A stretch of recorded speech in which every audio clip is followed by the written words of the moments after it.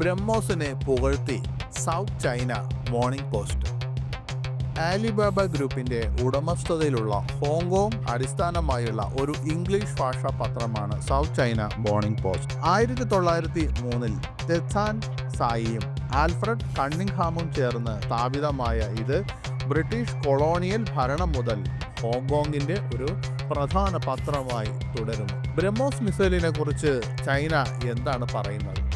India പാകിസ്ഥാനിൽ നടത്തിയ ആക്രമണത്തിന് ശേഷം ഇന്ത്യയുടെ ബ്രഹ്മോസ് മിസൈലിനുള്ള ആവശ്യം വർദ്ധിച്ചു. ഒരു വശത്ത് ലോകത്തിലെ 15 രാജ്യങ്ങൾക്കിടയിൽ ഇത് വാങ്ങാനുള്ള മത്സരം നടക്കുമ്പോൾ, മറുവശത്ത് ചൈന മാധ്യമങ്ങളിൽ ഈ മിസൈലിനെ വളരെയധികം പ്രശംസിക്കുന്നുണ്ട്. ചൈനയുടെ സൗത്ത് ചൈന മോർണിംഗ് പോസ്റ്റ് ഇതിനെ വളരെ അപകടകരമായ മിസൈൽ എന്ന് വിശേഷിപ്പിച്ചു. South China Morning Post report ചെയ്യുന്നതനുസരിച്ച് പാകിസ്ഥാനെതിരായ ഓപ്പറേഷനിൽ ഈ മിസൈൽ വലിയ പങ്ക് വഹിച്ചു. ഇതിനുശേഷം അമേരിക്കയുടെയും ചൈനയുടെയും നിരവധി ശത്രു രാജ്യങ്ങൾ ഇത് വാങ്ങാൻ ആഗ്രഹം പ്രകടിപ്പിച്ചിട്ടുണ്ട് എന്നാണ്. പാകിസ്ഥാനെതിരായ അതിർത്തി കടന്നുള്ള ആക്രമണങ്ങളിൽ ബ്രഹ്മോസ് ഉപയോഗിച്ചത് ഇന്ത്യൻ ആയുധ വ്യവസായത്തിൻ്റെ ആഗോള പ്രശസ്തി വർദ്ധിപ്പിച്ചതിന് ശേഷം ഏഷ്യ മുതൽ ദക്ഷിണ അമേരിക്ക വരെയുള്ള കുറഞ്ഞത് 15 രാജ്യങ്ങളിൽ നിന്ന് ഇന്ത്യയുടെ ഈ സൂപ്പർസോണിക് ക്രൂയിസ് മിസൈൽ സംവിധാനം വാങ്ങാൻ താൽപ്പര്യം പ്രകടിപ്പിച്ചതായി റിപ്പോർട്ട്.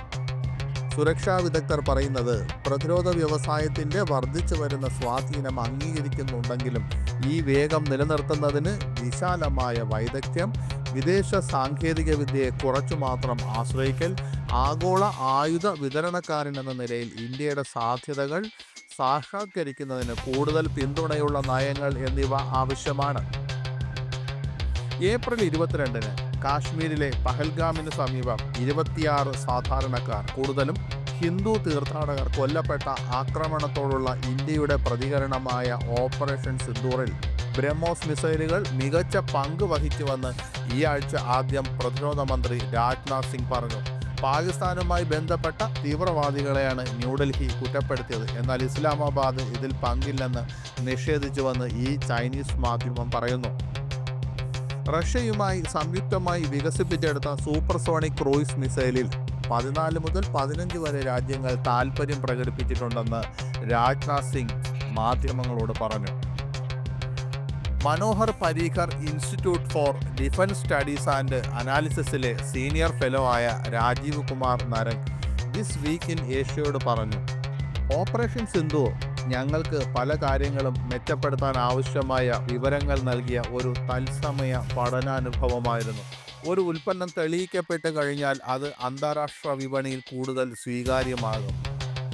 ആ വിശ്വാസ്യതാ വർധനവ് സാധ്യതയുള്ള ആവശ്യകതകളിലേക്ക് ഇപ്പോൾ നയിക്കുന്നുണ്ട്. റിപ്പോർട്ടുകൾ പ്രകാരം ബ്രഹ്മോസിൽ താൽപ്പര്യം കാണിക്കുന്ന രാജ്യങ്ങളിൽ Thailand, Singapore, Brunei, Egypt, Saudi Arabia, UAE, Qatar, Oman, Brazil, Chile, Argentina, Venezuela എന്നീ രാജ്യങ്ങൾ ഉൾപ്പെടുന്നു. 2022-ൽ ഇന്ത്യയുമായി $375 മില്യൺ കരാറിൽ ഫിലിപ്പീൻസ് ഒപ്പുവച്ചു. ഏപ്രിലിൽ എത്തിത്തുടങ്ങിയ മിസൈൽ സംവിധാനത്തിൻ്റെ ആദ്യ വിദേശ ബിസിനസ്സായി ഇത് മാറി. വിയറ്റ്നാമും ഇന്തോനേഷ്യയും യഥാക്രമം $700 മില്യൺ $450 മില്യൺ കരാറുകളെക്കുറിച്ച് ചർച്ചകൾ നടന്നതായി റിപ്പോർട്ടുണ്ട്. ഇന്ത്യൻ ആയുധങ്ങളിൽ താൽപ്പര്യം കാണിക്കുന്ന രാജ്യങ്ങൾ പ്രധാനമായും ഇറക്കുമതി ആശ്രയിക്കുന്ന സൈനിക ശക്തി എന്ന നിലയിൽ നിന്ന് വളർന്നു വരുന്ന പ്രതിരോധ കയറ്റുമതിക്കാരനിലേക്കുള്ള ഇന്ത്യയുടെ മാറ്റത്തെ പ്രതിഫലിപ്പിക്കുന്നുവെന്ന് ഈ വിദഗ്ധർ വിശ്വസിക്കുന്നു. ഇന്ത്യയുടെ പ്രതിരോധ നയത്തിലെ ഒരു തന്ത്രപരമായ വഴിത്തിരിവായി ഈ പരിണാമം അടയാളപ്പെടുത്തിയെന്ന് വിദേശകാര്യ വിദഗ്ധൻ റോബിന്ദർ സജ്ദേവ് സിംഗ് വീക്ക് ഇൻ ഏഷ്യയോട് പറഞ്ഞു. മേക്ക് ഇൻ ഇന്ത്യ സംരംഭവും DRDO, പൊതുമേഖലാ സ്ഥാപനങ്ങൾ, സ്വകാര്യ സ്ഥാപനങ്ങൾ എന്നിവയുമായുള്ള സംയോജനവും വഴി ഇന്ത്യ ഇപ്പോൾ വിശ്വസനീയവും യുദ്ധക്കളത്തിൽ വിജയകരമെന്ന് തെളിയിക്കപ്പെട്ടതുമായ സംവിധാനങ്ങൾ നിർമ്മിക്കുകയാണെന്ന് സച്ദേവ് പറയുന്നു. ഓപ്പറേഷൻ സിന്ദൂറിൽ ബ്രഹ്മോസിൻ്റെ ഉപയോഗം ഇന്ത്യയുടെ കഴിവുകൾക്ക് തത്സമയ സാധൂകരണം നൽകി. കാരണം ഒരു യുദ്ധസമയത്ത് അതിൻ്റെ ശക്തമായ പ്രകടനം പ്രതിരോധ ഉൽപ്പന്നങ്ങൾ വാങ്ങുന്നവർക്കുള്ള അതിൻ്റെ കഴിവിൻ്റെ ശക്തമായ തെളിവായിരിക്കുമെന്ന് സച്ദേവ് പറഞ്ഞു. തെക്കുകിഴക്കൻ ഏഷ്യ, ഗൾഫ്, ലാറ്റിൻ അമേരിക്ക എന്നിവിടങ്ങളിൽ ഉടനീളമുള്ള 14-15 രാജ്യങ്ങളിൽ നിന്നുള്ള താൽപ്പര്യം നോക്കുമ്പോൾ ഇന്ത്യ ഇപ്പോൾ വിശ്വസനീയമായ ഒരു ആയുധ വിതരണക്കാരനായി കാണപ്പെടുന്നു എന്നതിൻ്റെ സൂചനയാണ്. ന്യൂഡൽഹി ആസ്ഥാനമായുള്ള ഒരു സ്വതന്ത്ര തിങ്ക് ടാങ്കും ഗവേഷണ കേന്ദ്രവുമായ ദ ഇമേജ് ഇന്ത്യ ഇൻസ്റ്റിറ്റ്യൂട്ടിൻ്റെ സ്ഥാപക പ്രസിഡന്റ് സച്ദേവ് പറഞ്ഞു. വാങ്ങുന്നവരിൽ നിന്നുള്ള വർദ്ധിച്ചു വരുന്ന ആവശ്യം നിറവേറ്റുന്നതിനായി മെയ് മാസത്തിൽ ഇന്ത്യ ഒരു പുതിയ ബ്രഹ്മോസ് മിസൈൽ പ്ലാന്റ് തുറന്നു. ഉത്തർപ്രദേശ് സംസ്ഥാനത്ത് ഈ സൗകര്യം പ്രതിവർഷം 100 മിസൈലുകൾ വരെ ഉൽപ്പാദിപ്പിക്കും. ഫിലിപ്പീൻസ്, വിയറ്റ്നാം, ഇന്തോനേഷ്യ തുടങ്ങിയ രാജ്യങ്ങളിൽ നിന്നുള്ള ബ്രഹ്മോസുമായി ബന്ധപ്പെട്ട വാങ്ങലുകളും ചർച്ചകളും ആഗോള പ്രതിരോധ വിപണിയിൽ ഇന്ത്യയുടെ പ്രശസ്തി വർദ്ധിപ്പിച്ചു. ഒബ്സർവർ റിസർച്ച് ഫൗണ്ടേഷന്റെ ഡൽഹിയിലെ സ്ട്രാറ്റജിക് സ്റ്റഡി പ്രോഗ്രാമിലെ ഫെലോ ആയ അതുൽ കുമാർ പറഞ്ഞു.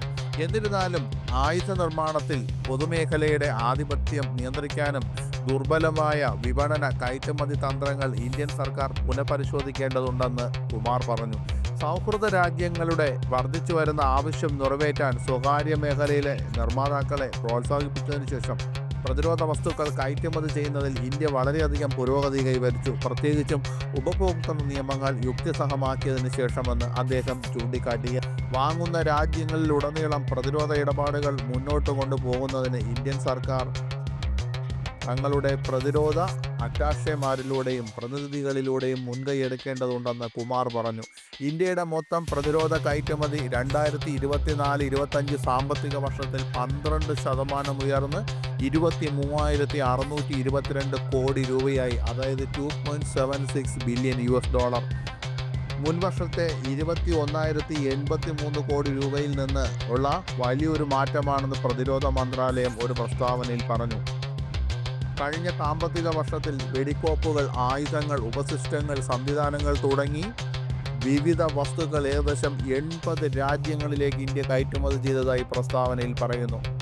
2029 ആകുമ്പോഴേക്കും ഇന്ത്യൻ പ്രതിരോധ കയറ്റുമതി ഡൽഹിയുടെ പ്രതിവർഷം 50,000 കോടി രൂപ, $6.02 ബില്യൺ എന്ന ലക്ഷ്യത്തിലേക്ക് അടുക്കുകയാണെന്ന് സിംഗ് ഒരു സോഷ്യൽ മീഡിയ പോസ്റ്റിൽ പറഞ്ഞു.